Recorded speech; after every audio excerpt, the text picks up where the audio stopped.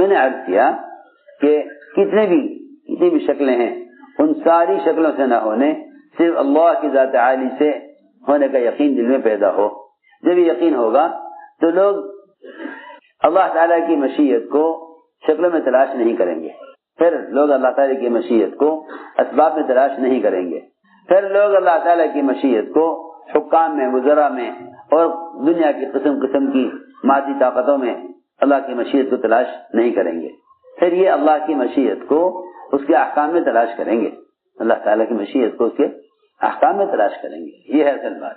ایسے مسلمانوں کو ناکامیاں وہ کامیابی کی طرف لے آئیں گی، اور اگر مسلمان نے ناکامی کے اسباب بھی اسباب میں تلاش کیے اور کامیابی کے اسباب بھی اسباب میں تلاش کیے تو یہ اللہ تعالی سے دوری کا اور اللہ سے غافل کرنے کا سبب بنیں گے۔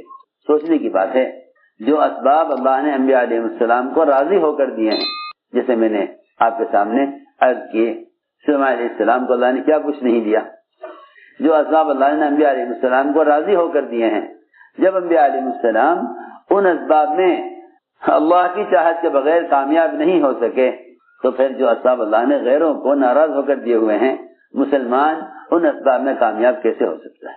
جو اسباب اللہ نے انبیاء علیہ السلام کو راضی ہو کر دیے ہیں، جب ان اسباب میں اللہ کی چاہت کے بغیر کامیاب نہیں ہو سکتے تو اس زمانے میں مسلمان ان اسباب سے امید کیوں لگائے ہوئے ہیں جو اسباب اللہ نے غیروں کو ناراض ہو کر دیے ہیں؟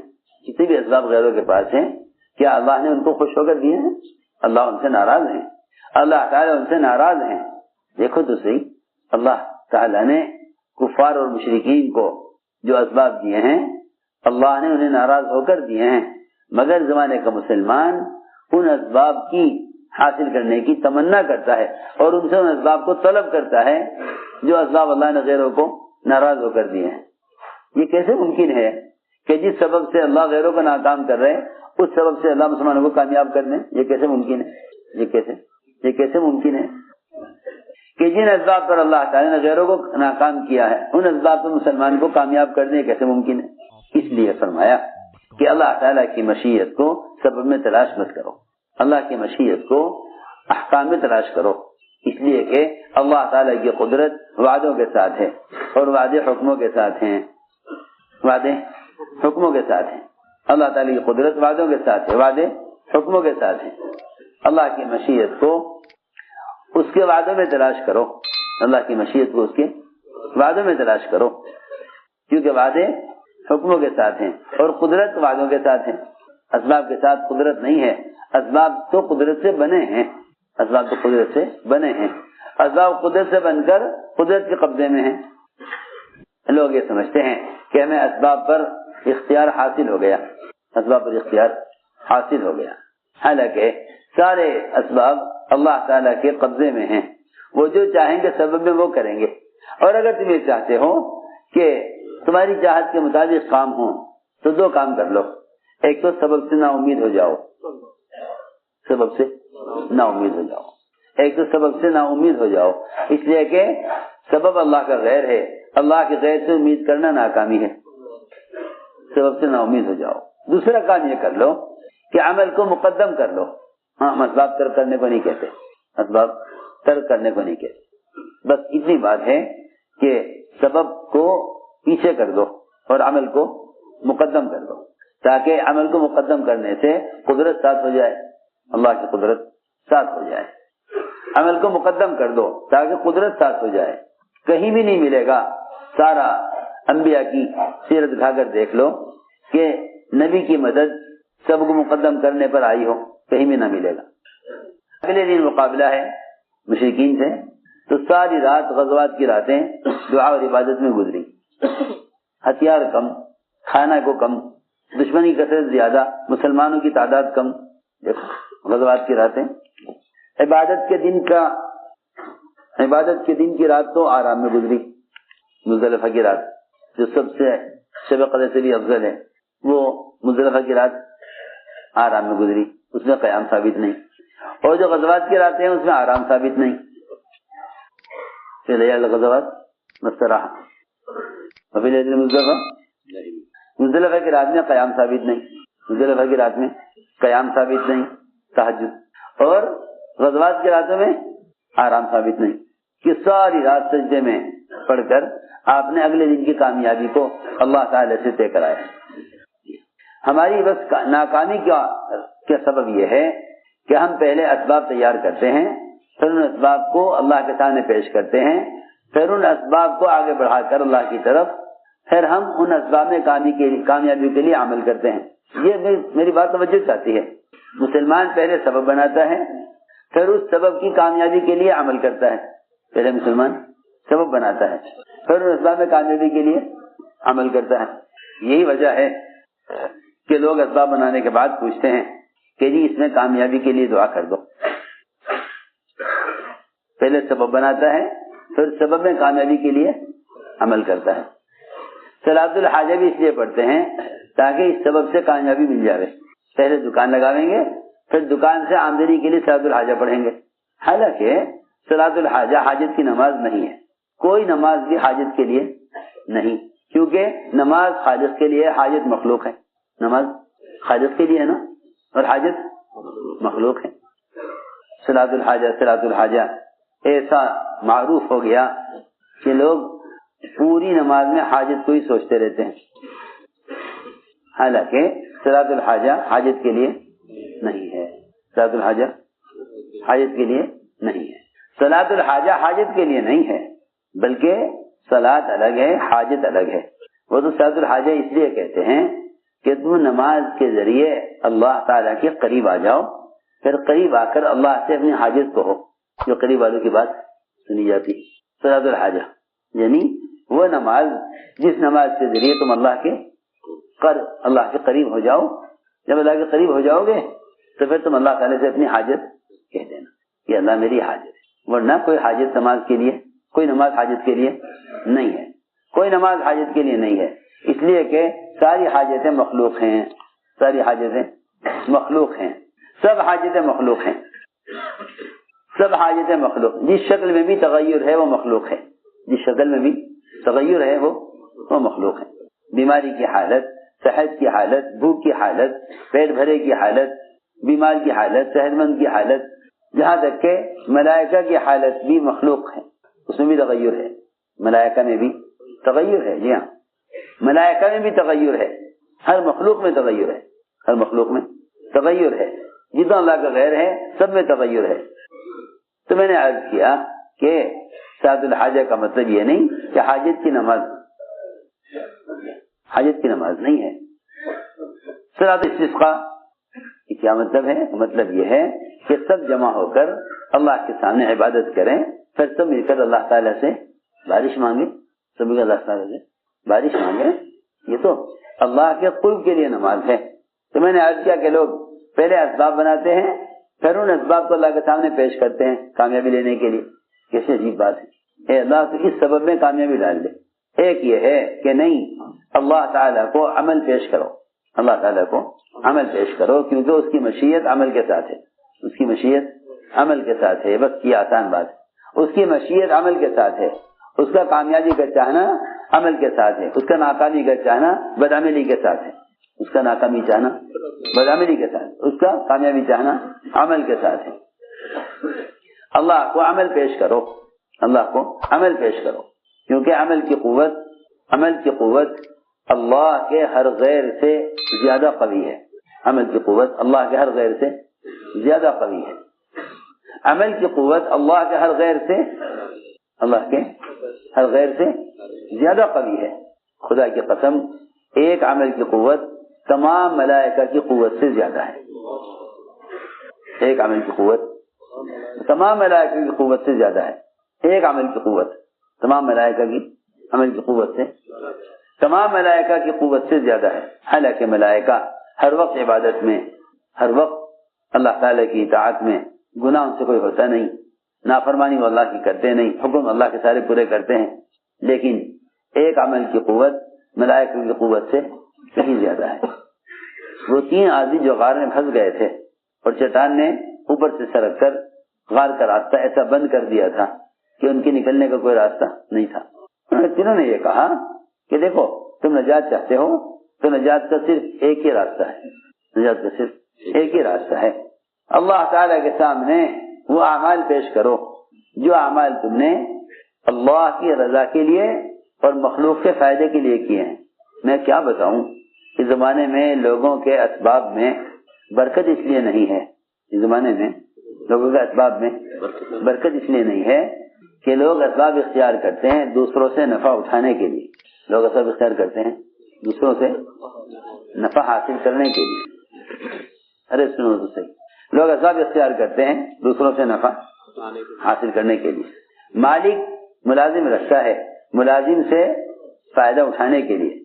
حکام محکوم اور رعایا سے فائدہ اٹھانے کے لیے دن رات سوچتے ہیں کہ عوام سے ہم کیا فائدہ اٹھانے، عوام سے کیا فائدہ اٹھانے. تاجر اس کوشش میں رہتا ہے کہ گاہک سے کیسے فائدہ اٹھائے. آپ دیکھیں گے ان کے درمیان پوری دنیا میں جتنے بھی اختلافات اور جھگڑے ہیں صرف اس لیے ہیں کہ یہ ہر بڑا چھوٹے سے فائدہ اٹھانا چاہتا ہے. جتنے وکلا ہیں یہ سارے وکلا مظلوم سے فائدہ اٹھانا چاہتے ہیں، حالانکہ وکالت مظلوم کی حمایت کے لیے تھی. لوگوں نے وکالت کو معاش بنا لیا. لوگوں نے وکالت کو کتنا بڑا ظالم ہے، کتنا بڑا ظالم ہے وکیل کہ ایک تو بیچارہ مظلوم. وکالت کا مطلب یہ تھا کہ ظالم سے حصہ لے کر مظلوم کو دینا ہے. تو وکیل یہ کہتا ہے مظلوم سے مجھے کیا ملے گا اگر میں تمہارا حصہ دلوا دیتا ہوں. جی ہاں، ظالم نے 5 لاکھ مظلوم کے مار لیے. وکیل یہ کہے گا کہ تم 1 لاکھ مجھے دے دو میں تمہارے 5 لاکھ دلوا دوں گا. سوچو تو صحیح، وکالت اس لیے تھی تاکہ ظالم سے لے کر مظلوم کو دیں. لوگوں نے وکالت کو معاش بنا لیا. مظلوم کی مجبوری سے فائدہ اٹھانا وکالت. مظلوم کی مجبوری سے فائدہ اٹھانا وکالت. مظلوم کی مجبوری سے فائدہ اٹھانا وکالت. اور بیمار کی مجبوری سے فائدہ اٹھانا ڈاکٹری. اور کیا ہے بیمار کی مجبوری سے فائدہ اٹھانا ڈاکٹری. جی ہاں، آپ علاج چاہتے ہیں نا، یہ اتنی رقم لے آؤ ہم علاج کر دیں گے. ارے یہ کیا ڈاکٹری ہوئی. میں کیا بتاؤں آپ حضرات کو، جو اسباب اللہ کی ذات سے فائدہ اٹھانے کے لیے تھے وہ اسباب معاش بن گئے. حالانکہ وکالت ہے، ڈاکٹری ہے، وزارت ہے، گورنری ہے، یہ سب کے سب شعبے مخلوق کو فائدہ پہنچانے اور مخلوق کی خدمت کے لیے تھے. مخلوق کی خدمت کے لیے. اس لیے خلفائے راشدین کے زمانے گورنر وہ اول تو وظیفے پر تیار نہیں ہوتے تھے. اگر ان کو وظیفہ دیا بھی جائے، تنخواہ دی جائے، تو بھی سمجھتے تھے کہ اگر ہم نے اس تنخواہ کو اپنی ذات پر تھوڑا سا بھی خرچ کر لیا. ارے سنو تو صحیح میں کیا کہہ رہا، اگر اس تنخواہ کو اپنی ذات پر تھوڑا سا بھی خرچ کر لیا تو اللہ تعالیٰ قیامت میں یہ کہہ دیں گے کہ تم نے دنیا میں لوگوں کی خدمت کا بدلہ دنیا میں لے لیا، آخرت میں تمہارے لیے کوئی اجر نہیں ہے. سنو، سلمان فارسی رضی اللہ تعالیٰ عنہ یہ گورنر عمر رضی اللہ تعالیٰ عنہ 5000 وظیفہ ان کو دیا کرتے تھے. یہ 5000 کے 5000 سب کا سب خرچ کر دیا کرتے دوسروں پر، بیواؤں پر، یتیموں پر، مسکینوں پر. اپنے لیے اس میں سے 1 درہم بھی نہیں لیتے تھے. کیوں؟ اس لیے کہ اگر 1 درہم بھی لے لیا تو وہ 1 درہم میری خدمت کا بدل بن جائے گا دنیا میں، اجر ضائع ہو جائے گا. اجر ضائع ہو جائے گا. ہم تو خیانت کو اور اجر کو بھی جمع کر لیں اور وہ اجر کو اجرت کو جمع نہیں کر سکتے تھے.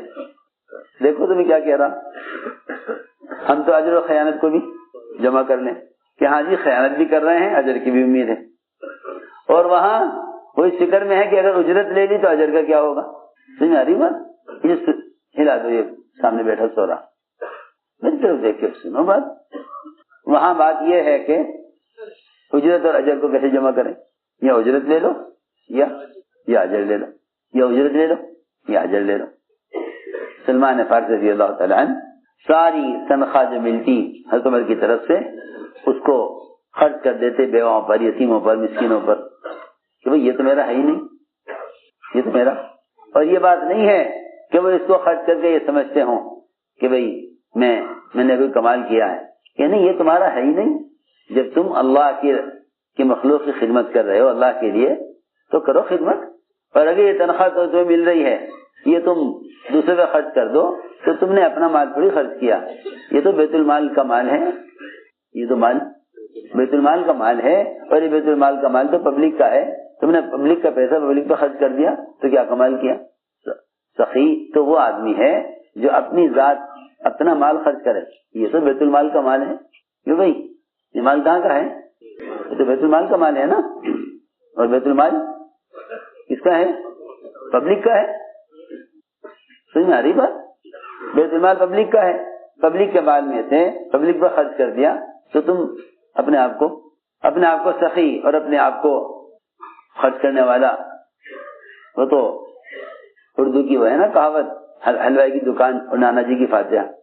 اپنی چیز ہے نہیں اور خرچ کر کے کیا کہہ رہے کہ جی ہم سخاوت کر رہے. سنو میں کیا کہہ رہے، یہ سوچتے تھے کہ عمر نے جو 5,000 دیے ہیں یہ تو پبلک کا مال ہے، بیت المال، میں نے تو خرچ نہیں کیا نا اپنی ذات سے. چنانچہ ٹوکرے بناتے تھے، کیا ٹوکرے بناتے تھے، ان ٹوکرے بنا کر کھجور کی پتیوں سے ٹوکرے بناتے اور ان ٹوکروں کو بیچ کر جو آمدنی ہوتی اس میں اپنے گھر کا خرچ چلاتے اور اسی میں سے صدقہ کرتے تھے. اس میں سے صدقہ، یہ ہے وہ صدقہ، یہ ہے خرچ کرنا کہ آپ اپنی ذات سے کما کر خرچ کریں دوسروں پر، اپنی ذات سے کما کر اپنی ضرورت پوری کریں. ورنہ بیت المال سے جو 5,000 تنخواہ ملتی ہے اس کو بھی زیادہ خرچ کرنے سے سمجھتے تھے کہ آخرت کا اجر کیسے ملے گا. اللہ نے کہہ دیا دنیا جو ہے قیامت کے دن کہ تم تنخواہ لے کر اپنی دنیا کا اپنی خدمت کا بدلہ لے چکے ہو. ہم نے عرض کیا کہ یہ جتنے بھی شعبے ہیں یہ سارے شعبے خدمت کے لیے ہیں. اس زمانے میں اسباب میں سے برکتیں اس لیے اٹھی ہوئی ہیں کہ ہم ان اسباب کو دوسروں سے مال کمانے کا ذریعہ سمجھتے ہیں. حالانکہ جس کو بھی اللہ نے جو ہنر دیا ہے وکالت کا، علاج اور طب کا، یہ سارے کے سارے ہنر لوگوں کے کام آنے کے لیے ہیں تاکہ تم اللہ کے مخلوق کے کام آؤ تو اللہ رب العزت اپنی قدرت سے تمہاری ضروریات کو پورا کر دیں. اس لیے حدیث میں آتا ہے کہ جو شخص اپنے مسلمان بھائی کی مدد میں رہتا ہے اللہ تعالیٰ اس کی مدد میں رہتے ہیں. جب تک یہ مسلمان اپنے بھائی کی مدد کرتا رہے گا اللہ اس کی مدد کرتے رہیں گے. اللہ تعالیٰ اگر ایک مکھی کے بھی عام انسانوں کو شفا پہنچانے کے ارادے پر، ایک مکھی، شہد کی مکھی اگر عام انسانوں کی شفا کا ارادہ کر کے شہد بنائے تو اللہ تعالیٰ اس مکھی کو بھی الہام کرتے ہیں کہ تجھے کہاں کہاں سے رس چوسنا ہے، کہاں کہاں سے کن پھول پھلوں سے کیا کیا نفع کی چیزیں ہیں. اللہ اکبر. اگر ایک مکھی کے انسانوں کو فائدہ پہنچانے کی وجہ سے اللہ اس مکھی کو وحی کر سکتے ہیں اور الہام کر سکتے ہیں تو پھر انسان جو اشرف مخلوقات ہیں اگر یہ انسانوں کو نفع پہنچانے کا ارادہ کریں تو اللہ ان پر کیا کیا اپنے خزانوں سے کیا کیا ان پر چیزیں کھولیں گے اور کیسا اللہ تعالیٰ ان سے کام لیں گے. سوچنے کی بات ہے. لوگ نقلی دوائیں بنا کر پیسہ کما لیتے ہیں، نقلی دوائیں کھلا کر پیسہ کما لیتے ہیں. سنو تو صحیح، وہاں عجیب نظام ہے. شہد کے چھتے کے نیچے بہت سی مکھیاں مری پڑی ہوتی ہیں. شہد کا چھتا ہوتا ہے اس میں بہت سی مکھیاں نیچے مری پڑی ہوتی ہیں.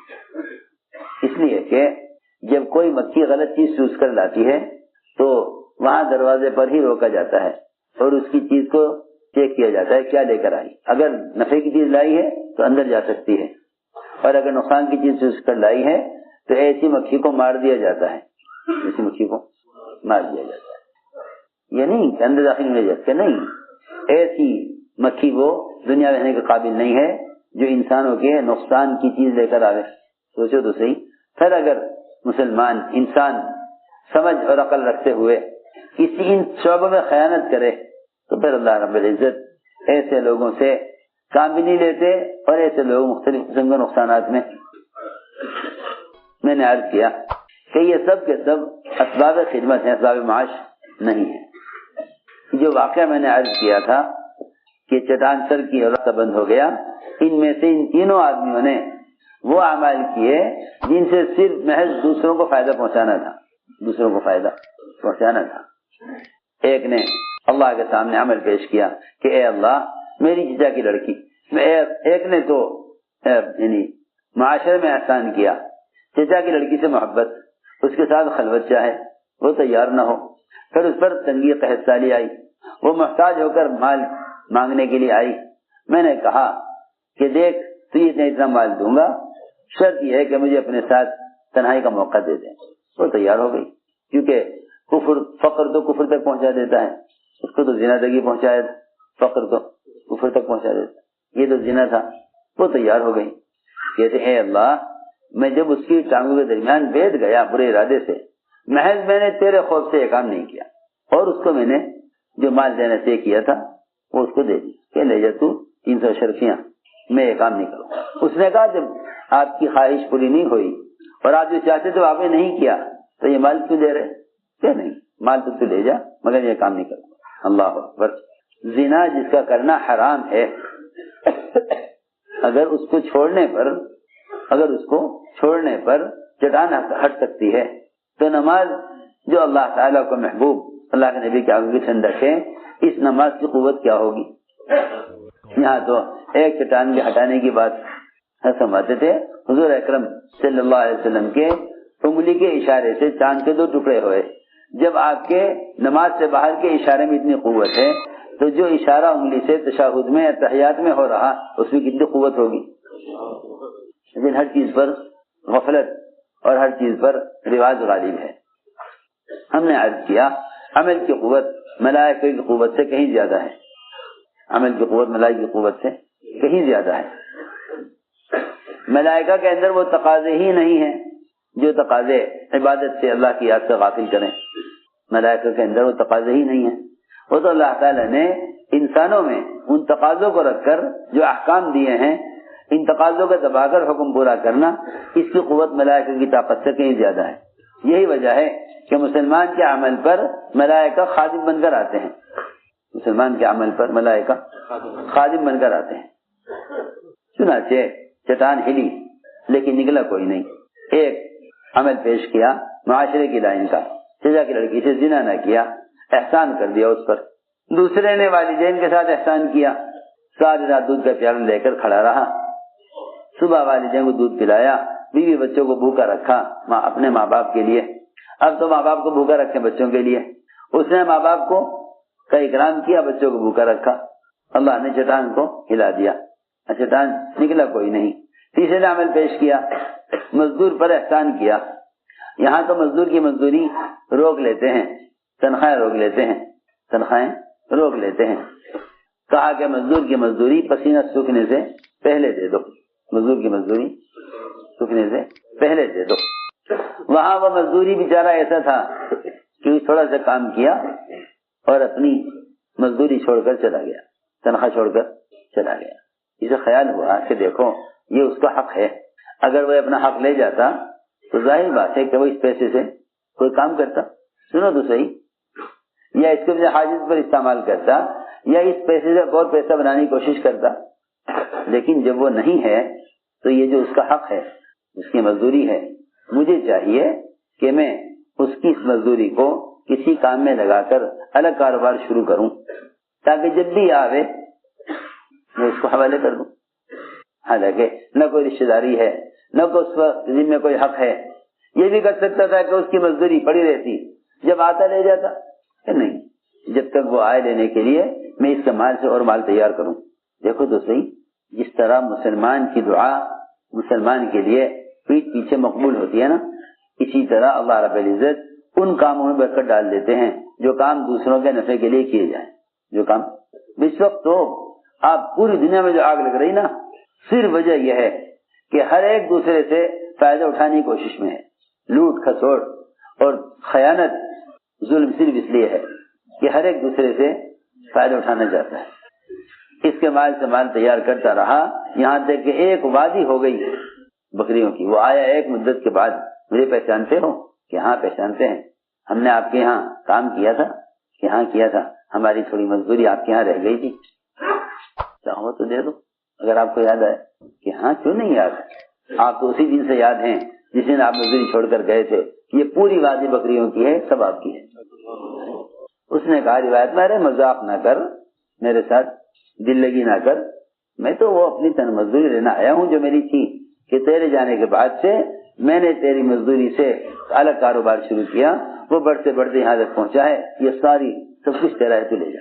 اے اللہ میں نے یہ احسان مزدور پر کیا ہے، میرا بھی اس میں کوئی فائدہ نہیں تھا، دوسرے کے نفع کے لیے کیا ہے، تو چٹان ہٹا دے۔ روایت میں ہے چٹان ہٹ گئی، یہ نکل گئے۔ میں نے عرض کرنے کا مقصد یہ تھا کہ تم اللہ تعالیٰ کی مشیت کو اسباب میں تلاش مت کرو، اسباب میں تلاش مت کرو، اللہ کی مشیت کو اس کے احکام میں تلاش کرو، اس کی مشیت کو، کہ اللہ رب العزت ہمارے لیے خیر کب چاہیں گے، اس کی مشیت کو اس کے احکام میں تلاش کرو، اس کی مشیت کو اس کے احکام میں تلاش کرو، اسباب میں نہیں۔ یہ عمل کی قوت دکھلائی کہ اللہ نے چٹان کو اپنے حکم سے ہٹا دیا، چٹان کو اللہ نے اپنے حکم سے ہٹایا۔ بس مقصد اسے یاد کرنے کا ہے، اصل مقصد یاد کرنے کا یہ ہے کہ اعمال کو اسباب پر مقدم کرو، اعمال کو اسباب پر مقدم کرو، تاکہ قدرت ساتھ ہو جائے، تاکہ قدرت ساتھ ہو جائے۔ اس لیے عمل کو اللہ کے یہاں مقدم بھی کرو اور عمل کو قابل قبول بھی بناؤ، اس لیے کہ جو اعمال قابل قبول نہیں ہیں وہ اعمال دعاؤں کی قبولیت میں رکاوٹ بن جاتے ہیں، جو اعمال قابل قبول نہیں ہیں وہ اعمال دعا کی قبولیت میں، ہاں دیکھو لوگ کہتے ہیں کہ میں نے تو بہت دعا کی مگر دعا قبول نہیں ہوئی، یہ تو کیسی عجیب بات ہے کہ اللہ تعالیٰ تو اس امت کو دعا کے بارے میں نبی والا مقام دیے ہوئے ہیں، اس امت کو دعا کے بارے میں نبی والا مقام، ارے سنو تو صحیح، اللہ اس امت کو دعا کے بارے میں نبی والا مقام، ادعونی استجب لکم، یہ مقام نبیوں کا تھا، یہ مقام نبیوں کا تھا، ادعونی استجب لکم، مجھ سے مانگو میں تمہاری حاجت پوری کروں گا، مجھ سے مانگو میں دوں گا، مجھ سے مانگو میں دوں گا، ادعونی استجب لکم، مجھ سے مانگو میں دوں گا۔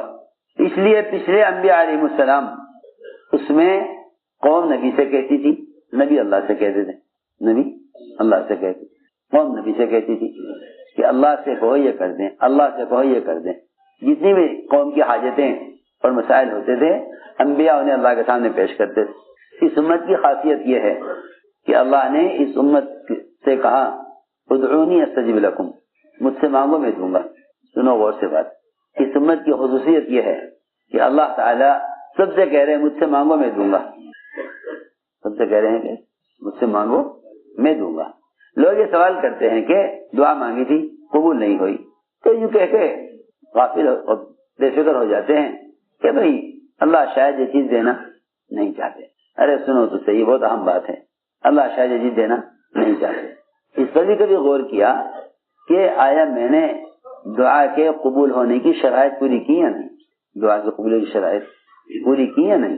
یہ کہنا کہ اللہ کو یہ چیز دینا منظور نہیں ہے، یہ کہنا کہ اللہ کو یہ چیز دینا منظور نہیں ہے، ارے دعا کی شرائط پوری کی یا نہیں؟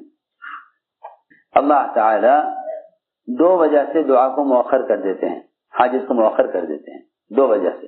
ایک وجہ تو یہ ہے کہ اللہ تعالی جس طرح ہر سبب میں مسلمان کو آزماتے ہیں ایسے دعا میں بھی آزماتے ہیں، دعا میں بھی آزماتے ہیں۔ دعا میں آزمائش یہ ہے کہ میں اس کی حاجت کے پورا ہونے کو مؤخر کروں گا، دیکھوں یہ کب تک مانگتا ہے، یہ کب تک مانگتا ہے، دیکھو کب تک مانگتا ہے، اس کی حاجت کو مؤخر کروں گا، دیکھو کب تک مانگتا ہے۔ لیکن یہ دعا مانگ کر چھوڑ دیتا ہے کہ بھئی یہ چیز اللہ کو دینی منظور، حالانکہ ہم نہیں جان سکتے کہ اللہ یہ چیز دینا چاہتے ہیں یا نہیں دینا چاہتے، ہم نہیں جانتے نا، ہم نہیں جانتے کہ اللہ یہ چیز دینا چاہتے یا نہیں دینا چاہتے۔ لیکن محمد صلی اللہ علیہ وسلم جن کو اللہ تعالیٰ نے وحی سے بتا دیا کہ آپ کی یہ دعا قبول نہیں ہوگی، سنو غور سے، اللہ نے وحی سے بتا دیا کہ آپ کی یہ دعا قبول نہیں ہوگی، سنو بہت توجہ سے بات سننا، یہ سننے کی بات ہے۔ ہم ایک دعا مانگتے ہیں، ہماری چاہت کے مطابق ہوتا نہیں تو ہم طے کر لیتے ہیں کہ یہ دعا قبول نہیں ہوگی، حالانکہ ہمیں معلوم نہیں کہ اللہ کیا چاہتے ہیں۔ ہم تو یہ سمجھتے ہیں نا کہ حاجت کا پورا ہونا کامیابی ہے، حالانکہ حاجت کا پورا ہونا کامیابی نہیں ہے، حکم کا پورا ہونا کامیابی ہے۔ دعا اور عبادت کا حکم ہے، اس لیے اس میں لگے ہوئے ہیں، وہ حاجت پوری کریں تو ان کی مرضی ہے، وہ حاجت پوری نہ کریں تو ہم ان کی مرضی سے راضی ہیں. یہ بات ہے. سنو غور سے. حضور اکرم صلی اللہ علیہ وسلم نے عرفات میں دعا مانگی. عرفات کی دعائیں تو جانتے ہیں آپ کہ دعا کی قبولیت کی جگہ اور دعا کی قبولیت کا وقت اور وقت بھی محدود، جگہ بھی متعین. وقت بھی محدود، جگہ بھی متعین. اس وقت سے اس وقت تک دعا کی قبولیت کا وقت ہے. آپ دعا مانگتے رہے اور ساری دعائیں قبول ہو گئیں، ایک دعا قبول نہیں ہوئی. اللہ نے کہہ دیا کہ یہ دعا قبول نہیں ہوگی. وہ کیا تھی؟ آپ نے فرمایا اے اللہ تو قدرت والا ہے اور جو چاہتا ہے وہ کرتا ہے، تیرے لیے کوئی رکاوٹ نہیں، تجھ سے کوئی بات پوچھ کرنے والا نہیں کہ تو نے ایسا کیوں کیا. تو ظالم کو معاف کر دے اور مظلوم کو اپنے پاس سے بدلہ دے دے. ظالم کو معاف کر دے اور ظالم نے ظلم کیا ہے مظلوم کو اپنے پاس سے بدلہ دے دے. یہ بات وہی کر سکتا ہے اور یہ دعا وہی کر سکتا ہے جو ستانے والوں اور احسان کرنے والوں کے لیے برابر ہدایت چاہتے ہوں اور دونوں کو اللہ کے عذاب سے بچانے کی برابر تمنا رکھتے ہوں. جو کوشش ابو جہل کی ہدایت کی وہی کوشش ابو طالب کی ہدایت کی. وہ بہت ستانے والا، یہ بہت ساتھ دینے والے. ابو طالب بہت ساتھ دینے والے، بہت ساتھ دینے والے. ابو طالب بہت ساتھ دینے والے، ابو طالب بہت ساتھ دینے والے اور ابو جہل بہت ستانے والا، مگر دونوں کی ہدایت کی تمنا برابر. ہاں عجیب، ایک محسن آپ پریشان کرنے والے اور ایک آپ کو ستانے والا. میں نے عرض کیا کہ آپ نے فرمایا اے اللہ مظلوم کو اپنے پاس سے بدلہ دے دے، ظالم کو معاف کر. تو اس پر قادر. اللہ تعالی نے جواب میں فرمایا کہ یہ دعا قبول نہیں ہوگی. ارے سنو تو یہ دعا قبول نہیں ہوگی. جب اللہ نے کہہ دیا یہ قبول نہیں ہوگی تو آپ نے اس کو چھوڑا نہیں یہاں تک کہ عرفات کا وقت ختم ہو گیا اور آپ عرفات سے نکل گئے. مزدلفہ کی رات میں پھر آپ نے یہ دعا مانگی کہ اے اللہ میں تجھ سے پھر کہتا ہوں کہ ظالم کو معاف کر دے اور جو ظالم نے مظلوم کا حق مارا ہے تو اپنے پاس سے اپنے خزانے سے مظلوم کو حق دے دے. بس جبکہ آپ کو بتا دیا گیا کہ دعا قبول نہیں. اللہ تعالیٰ نے جو دعا عرفات میں قبول نہیں کی وہ مزدلفہ میں قبول کر دی. ہمارا حال یہ ہے ایک نماز کے بعد دعا مانگیں گے، اگلی نماز تک ہو گئی حاجت پوری تو ٹھیک ہے ورنہ چھوڑ دیں گے. جی ہاں. اور بتاؤں کیا ہوگا، آج کل تو عجیب ہی حال ہے. آج کل لوگ پوچھتے پھرتے ہیں بزرگوں سے اور تحقیق کرتے رہتے ہیں کہ بھائی یہ بتاؤ آج کل مستجاب الدعوات کون ہے، کہاں ملے گا ایسا کوئی آدمی جس کی دعا قبول ہوتی ہو تاکہ اس سے دعا کے لیے کہیں. ہاں جی ہاں. مشائخ اولیاء اللہ بزرگان دین تلاش کرتے ہیں لوگ. جی ہاں. تاکہ کوئی ایسا آدمی مل جاوے دنیا میں جس کی دعا قبول ہوتی ہو. لوگ پتہ بتائیں گے کہ جی ایسا کرو تم فلاں علاقے میں چلے جاؤ، وہاں ایک جنگل میں ایک بزرگ رہتے ہیں، ان سے کہو دعا کے لیے. محمد صلی اللہ علیہ وسلم والنازعات سورت کے برابر دعائیں لائے. سب سے بڑا ذخیرہ دعاؤں کا محمد صلی اللہ علیہ وسلم لے کر آئے. سارے انبیاء کی دعائیں اتنی نہیں جتنی صرف محمد صلی اللہ علیہ وسلم کی دعائیں ہیں. ان سارے دعاؤں کے مجموعے کے باوجود آپ خود امتی سے دعا کے لیے کہہ رہے. حضرت عمر نے فرمایا میرے لیے دعا کرنا، میرے لیے دعا کرنا، مجھے بھولنا مت دعا کرنا. ہم تلاش کرتے ہیں کہ کوئی اللہ والا مل جائے اس سے دعا کے لیے کہیں. تو میں نے عرض کیا کہ لوگ تلاش کرتے ہیں. ایک صاحب ہمارے پاس بھی آئے، ایک صاحب ہمارے پاس آئے، کہنے لگے کہ کیا آپ کو معلوم ہے کہ اس وقت پوری دنیا میں مستجاب الدعوات کون ہے جس کی دعا اللہ کے یہاں قبول ہوتی ہے؟ میں نے کہا بھائی میں یہ تو جانتا نہیں کہ مستجاب الدعوات اس وقت کون ہے دنیا میں، لیکن یہ جانتا ہوں کہ مجیب الدعوات کون ہے. یہ تو نہیں معلوم کون سا بندہ اللہ کا ایسا ہے دنیا میں اس وقت جس کی دعا اللہ قبول کر لیں، لیکن یہ جانتا ہوں کہ دعا قبول کرنے والا کون ہے. دعا کیونکہ دعا کی قبولیت کے لیے اولیاء اللہ کو تلاش کرنا اصل نہیں ہے. دعا کی قبولیت کے لیے تو قبول کرنے والے کو تلاش کرنا اصل ہے.